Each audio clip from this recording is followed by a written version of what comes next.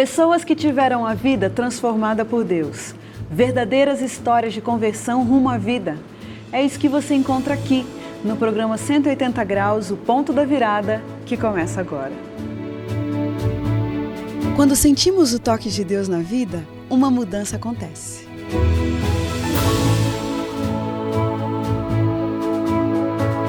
Surge à nossa frente possibilidades de felicidade plena. O toque de Deus restaura, renova, refaz.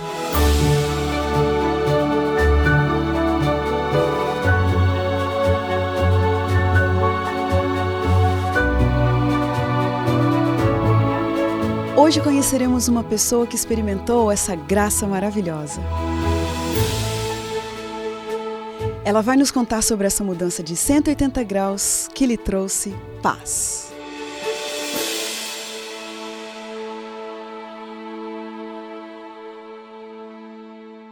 Allan Kardec Lopes da Silva, logo cedo, teve a oportunidade de entrar em contato com tantas experiências negativas e até ilegais, que um dia chegou a pensar no roubo como uma alternativa. E então, o pior aconteceu. Acabou praticando um crime, foi parar na prisão e preso, colhendo o fruto das suas escolhas, ele sentiu na pele o grau máximo do que significa ser abandonado, perder a liberdade e perder todo o direito de voz. Mas o que ele não imaginava é que Deus se importava com ele e que era para Deus que ele tinha um grande valor, de modo que Deus olhou por esse seu filho, veio em seu favor e hoje ele tem a vida transformada em 180 graus. Allan, muito obrigada por estar aqui, obrigado por ter aceitado o nosso convite. É um prazer estar aqui. Então, Allan, contextualiza pra gente um pouquinho a sua infância, né? Suas raízes, fala um pouquinho pra gente. Desde cedo, né, eu aprendi, passei por muita dificuldade, né? Logo novo, minha mãe se separou do meu pai e começou aí um trajeto de muito sofrimento, assim, dentro do meu próprio lar, né? Eu sou mais velho, tinha mais 2 irmãos e ela grávida de, no caso da minha irmã mais nova, né? E a gente passava por muita dificuldade, sabe? E tudo aquilo eu via uma certa injustiça. E então, desde novo, eu sempre tentei suprir, de uma forma ou outra, as necessidades que a gente passava, né? Então, eu faltava na escola para ganhar dinheiro e muitas das vezes colocar um próprio alimento, alguma coisa ali que eu sentia vontade de comer quando eu era criança, né? De colocar na mesa. Não só para mim, como também para meus irmãos e justamente para ela também. Porém, eu sabia que aquilo me dava uma consequência, porque ela tentava criar a gente com um braço forte. Então, eu faltava aula, né? Olhava carros, ganhava dinheiro, gastava, comprava uma coisa lá para casa e apanhava logo em seguida, né? E tudo isso para mim era muito injusto, sabe? E eu fui crescendo dessa maneira. Chegou um certo período que saí da escola, né? Abandonei os estudos. Desentendimentos também dentro do meu lar fizeram com que eu fizesse conhecer o mundo, né? E eu fui morar, no caso, com o meu pai em uma outra localidade, conhecido como favela, né? E ali eu tive contato com muitas coisas, né? Coisas que para mim era desconhecido, mas que naquele momento para mim era tudo de bom. Então eu gostava daquilo, sabe? Passei a gostar mesmo. Então eu tive contato com mulheres, mesmo ainda sendo novo, com drogas, né? Com traficantes e assim por diante. Então eu passei a crescer nessa vida, né? Algum tempo depois, já muitos anos depois, já sendo usuário de quase todos os tipos de entorpecente, eu já usei, né? Já utilizei, já fiz uso. Só que usei por muito tempo a cocaína, né? E justamente algum tempo depois sofri alguns atentados, né? Sofri alguns atentados, por Deus ainda me encontro vivo. Tive relacionamentos com minha ex-esposa, né? Só que nunca fui para frente devido à vida que eu tinha escolhido, né? E por consequência ela também veio participar da mesma vida que eu. Hoje temos 2 filhos, graças a Deus ela também tem a vida dela, hoje tem o esposo dela, né? eu me vi numa situação que, para mim, já estava tudo acabado, porque, de acordo com a cultura que eu vinha vivendo, sabe? Eu não me importava mais com o que as pessoas ligavam para mim e nem deixava de importar, sabe? Com quantos anos que você foi morar com seu pai? Porque pelo que eu estou entendendo... Aos 13 a 14 anos. 13 a 14. Pelo que eu estou entendendo, foi essa daí a fase em que você realmente se envolveu com a marginalidade. Foi justamente essa época. 13 a 14 anos. Foi. Então foi justamente por esses motivos e muitos outros, né, que eu passei por eu me envolver, né? Algum tempo depois, eu liderei fui um dos líderes de uma organização criminosa, né? E justamente por esse motivo, sabe, eu comecei a fazer coisas que, para mim, eu sabia que era errado, sabe? Eu sabia que era errado, eu fazia aquilo, muito errado. Só que eu tinha que fazer aquilo, entende? E justamente por causa disso, cresceram várias grandes coisas na minha cabeça sobre, por exemplo, assim, será que Deus realmente me perdoa? Será que Deus me perdoaria pelo que eu estou fazendo hoje? Mas de onde que você... E tudo isso aí me levou... Desculpa. Mas de onde que você tirava o seu conceito de Deus? Quando você era criança, você ia para a igreja? Sim, eu conhecia, não bem, através de que pessoas falavam, sabe? Pessoas falavam N coisas sobre Deus. Ah, tá. E eu acreditava em tudo que falavam, porque eu não tinha conhecimento algum, sabe? Então eu cresci acreditando num Deus punitivo. E justamente por esse motivo, que um dia, quando eu me encontrei, já agora em 2013, né, preso, eu simplesmente achava que não tinha mais perdão para mim, entende? Eu simplesmente achava que, para mim, estava tudo acabado, entende? Então, quer dizer, você não se importava com o que as outras pessoas achavam de você? Não me importava. Né? Vamos pegar ali aquela fase mesmo em que você se afundou lá e chegou até a liderar a criminalidade, né? Quando as pessoas olhavam para você, como que elas te descreviam? Então, quando as pessoas olhavam para mim, pode utilizar a palavra correta? As pessoas, elas, normalmente eu passava assim, elas falavam, olha, já vem esse demônio aí, né? Olha esse cara, né? Se referiam dessa forma comigo porque eu morei entre uns 15 a 18 anos em um lugar, uma cidadinha de interior, e justamente lá foi todo o meu período aí que eu, né, da criminalidade, né, nessa época aí. Então as pessoas passavam por mim. E não era uma coisa escondida da sociedade, né? Não, porque a grande maioria já me conhecia, né? Alguns conheciam até minha vida desde pequeno, sabe? E eu fui crescendo ali daquela forma, né? Escuta, e de vez em quando você voltava para visitar sua mãe, ela te aconselhava, existia alguma figura assim que te censurava?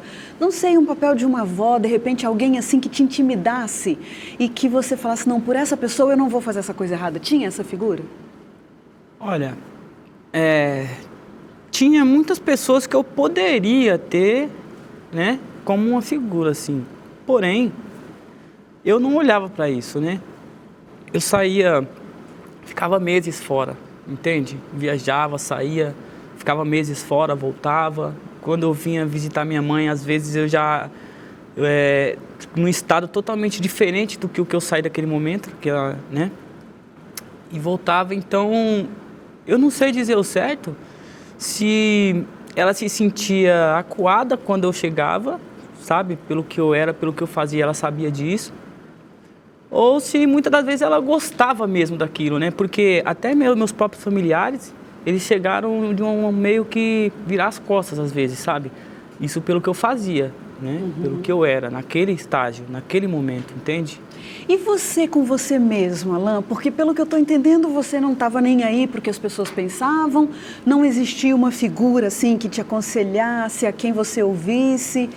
E você com você mesmo, quando você se autoavaliava, o que você achava de você mesmo?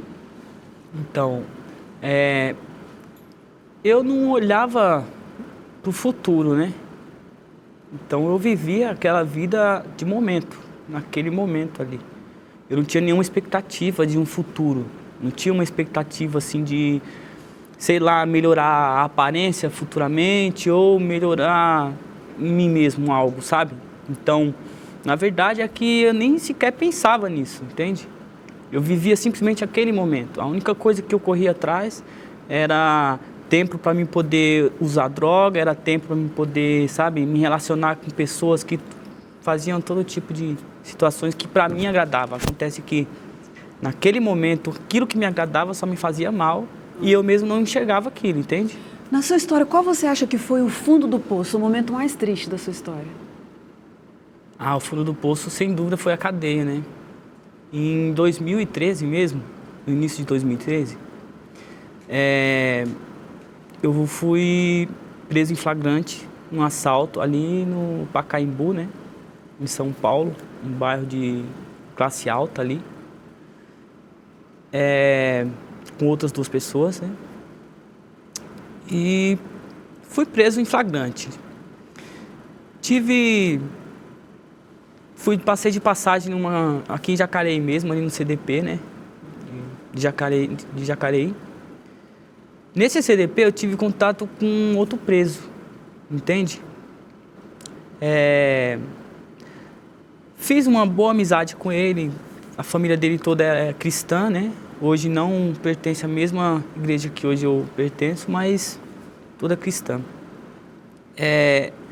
No momento em que eu fiz amizade com esse jovem foi quando ele apresentou a Bíblia para mim. Porém, naquele momento, realmente foi o momento que eu mais precisava de ajuda, porque a minha mente ela já estava tão amortecida com tudo que eu vivi e até senti. E depois, dentro da cadeia, eu convivi com aquilo mais de perto, né? Então, realmente, eu tive, assim, nos auges do conhecimento, o maior de todos foi ali, entende? Então, eu percebi o que realmente eu estava causando para mim mesmo, e não só para mim, como também para outras pessoas que estavam do outro lado da muralha, né? Por que você acha que esse momento seu dentro da cadeia foi pior do que o momento da criminalidade? Porque eu percebi que a minha maior prisão não era aquelas grades, aquelas muralhas, era outras, né? Muitas das vezes, tudo que eu cometi lá atrás passava na minha mente como forma de refletir, sabe? E, lógico, a cadeia me levava a refletir, só que refletir sobre coisas que eu fiz lá atrás. Então, muitas das vezes, eu tentava procurar resposta para mim mesmo e não encontrava. Por que tamanha crueldade, sabe? Por que tamanha maldade? O porquê que eu fiz aquilo? Qual a finalidade, o fundamento daquelas coisas que eu fazia? Entende? E tudo isso não vinha na minha mente como resposta alguma. E foi justamente por isso que, para mim, né, foi o ponto onde eu mais necessitava, sabe? E justamente, olha que curioso, justamente no ponto em que foi o fundo do poço para você, em que você mais necessitava de ajuda, você vai encontrar ali dentro um rapaz cristão. Pois é. E esse camarada, João, o nome dele, né? Só me lembro do primeiro nome, João, e a feição dele, não lembro mais. Ele me deu uma Bíblia, né? E ele falou assim, ó, essa Bíblia aqui eu vou te dar porque eu vou embora. Eu tô preso aqui, mas eu não cometi nada. Eu sei que eu vou embora. No linguajar correto, ele foi forjado, né? E ele me deu essa Bíblia. Ele falou assim, ó, lê que é bom para você. Apenas isso. E eu peguei a Bíblia, mas eu não li. Simplesmente peguei a Bíblia, folhei algumas páginas e guardei. Realmente, como ele falou, ele foi embora e eu fiquei com a Bíblia. Daí, fui transferido de unidade. Fui para uma penitenciária chamada Potim 2, nesse mesmo ano, né? Condenado. E um tempo depois, na verdade até acho que um ano depois, essa Bíblia guardada no fundo da bolsa, né? Eu tive a curiosidade de ler, porque um outro preso, ele tinha todo um conhecimento teológico deles lá, e ele comentou para mim sobre Deus, sobre a Bíblia, e começou a falar algumas coisas. Eu, particularmente, eu já não tinha mais crença, eu já não acreditava mais nisso, né? De tantas coisas que falavam. Então, eu queria, de alguma forma, mostrar para ele que ele estava errado no que ele estava falando. Eu queria mostrar algo contrário àquilo que ele dizia para mim. E foi onde eu peguei a Bíblia e comecei a ler, né? E eu acho, para mim poder mostrar para ele, eu tinha que dar um fundamento, e o fundamento eu ia encontrar lá. Então eu comecei a ler Gênesis, né? Êxodo e assim por diante. Porém, tinha uma outra pessoa, também no mesmo pavilhão, que é o Moisés Ribeiro, que ainda se encontra preso, né? Ele tinha um conhecimento muito maior, muito grande sobre a Bíblia. E aí ele falava para mim muitas coisas, entende? E todas as dúvidas que eu tinha, eu perguntava para ele.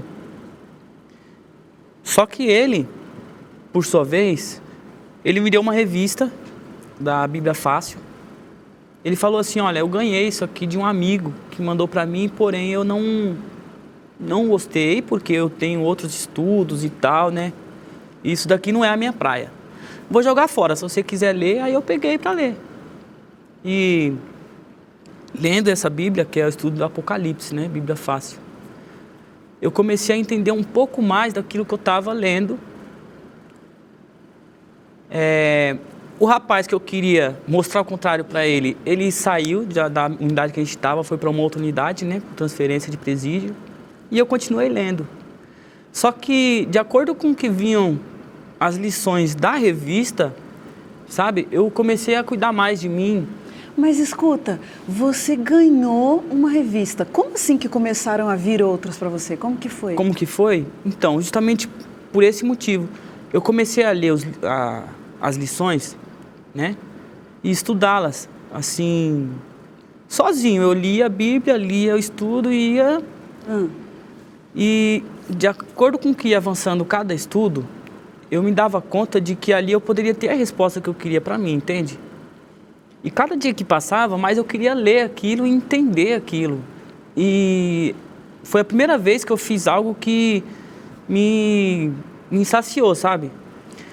Justamente nessa época, eu ainda usava droga, mesmo preso, né?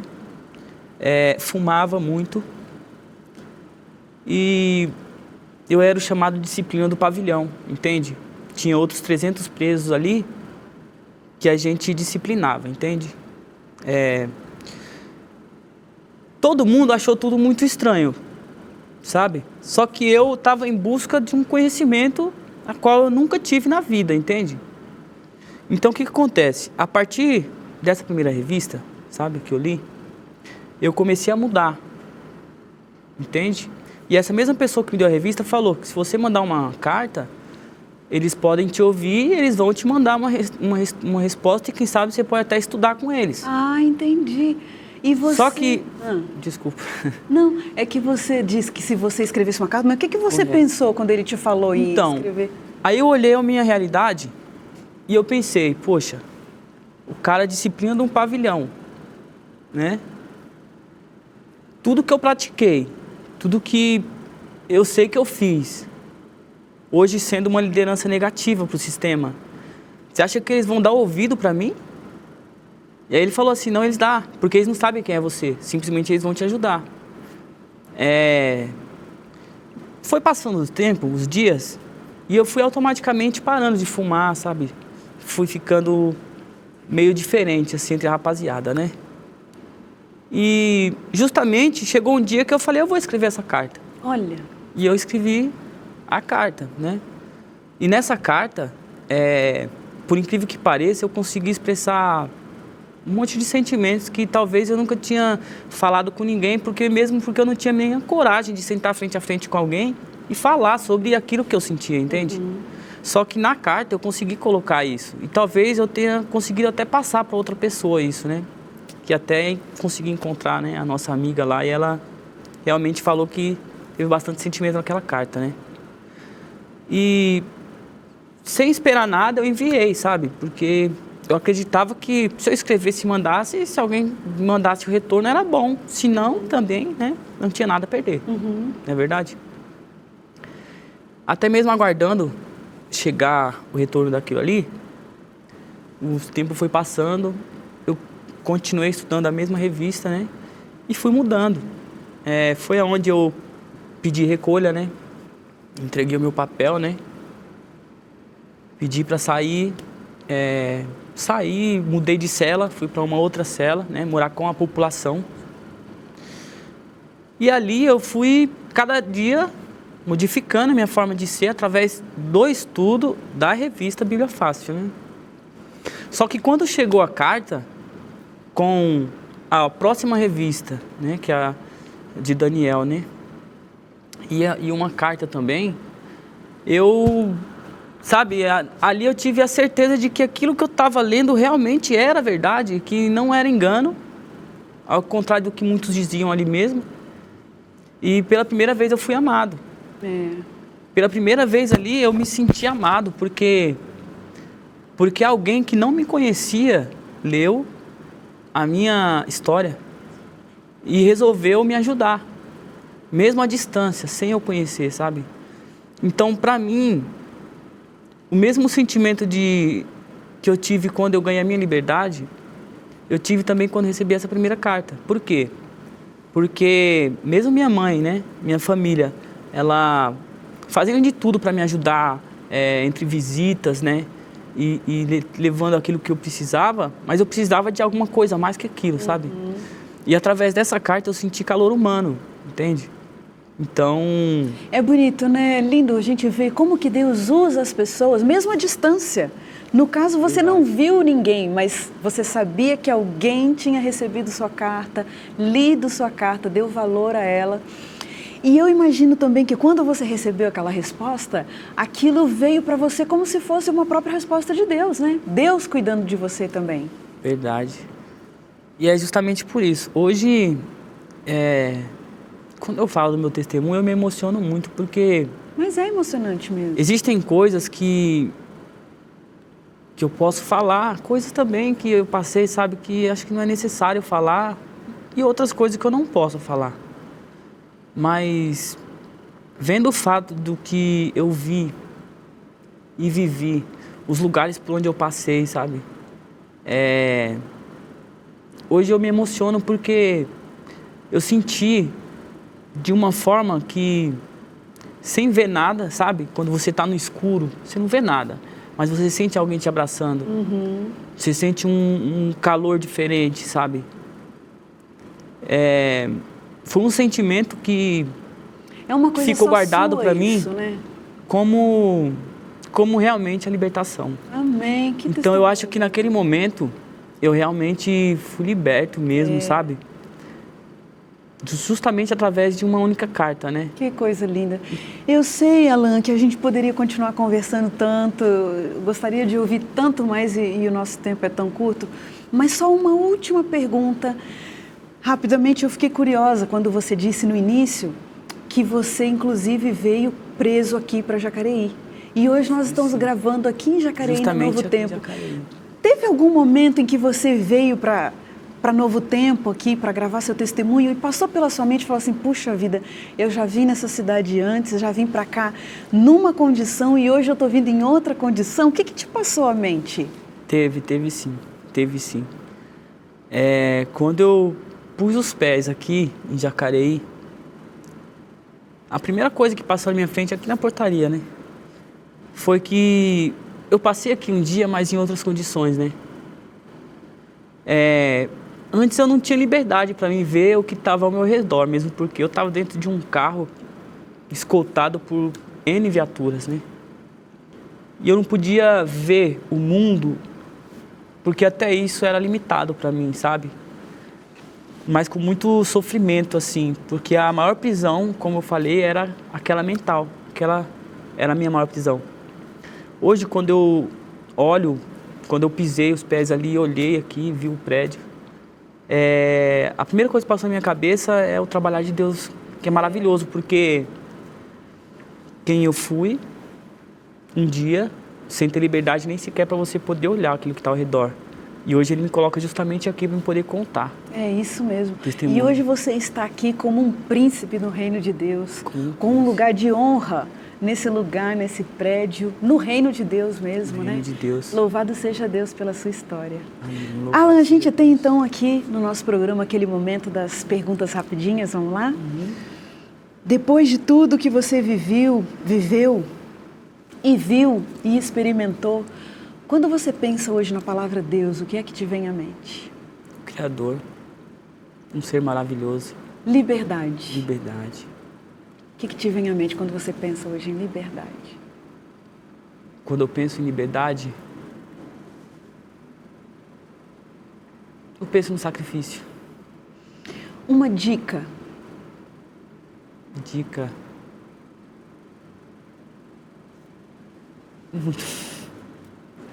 Não tenho o que falar.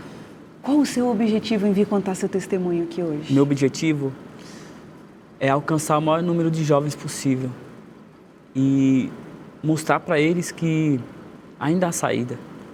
Existe uma esperança, entende? É emocionante mesmo, a gente tem que reconhecer, né? Mas e essa fase da vida de juventude, quando você olha para os jovens de hoje, quando você pensa, né, na juventude, o que te vem à mente? A nossa cultura, ela engana muito os jovens, sabe? Eu fui enganado um dia por essa cultura. É por isso que eu me emociono, porque eu já tive do lado de lá.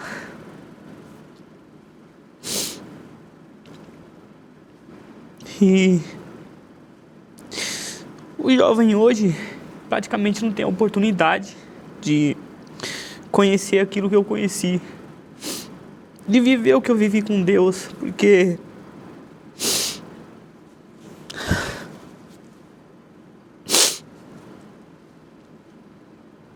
eu andava morto num mundo de ilusão.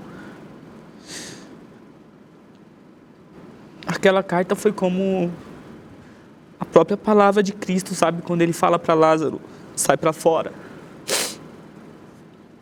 É como se eu tivesse, naquele momento, ouvindo as correntes quebrando, sabe? Os portões se abrindo. Eu sabia que eu estava preso pelo que eu cometi. Mas sabia também que naquele momento era um novo tempo para mim.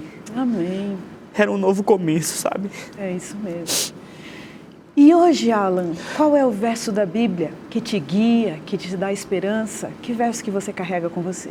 Salmo 119, versículo 105. Lâmpada para os meus pés é a tua palavra e luz para os meus caminhos, né? Amém. É esse o versículo que me inspira bastante. Alan, justamente o que você disse, né? Antes você vivia na escuridão, andava morto, mas através da palavra de Deus, hoje o seu caminho está iluminado e você não tem mais que andar iludido, não tem mais que andar perdido. Nós louvamos a Deus pela sua história, te agradeço muito por ter vindo aqui, entregar um pouco de você para nós, para esse programa. Que Deus te abençoe. Muito obrigada. Amém. E a gente termina o programa 180 Graus, o ponto da virada de hoje, feliz por esse testemunho tão lindo. E como diz o verso bíblico, era preciso que nos regozijássemos e nos alegrássemos, porque esse teu irmão estava morto, mas reviveu. Estava perdido e foi achado. Um grande abraço para você e até o próximo programa.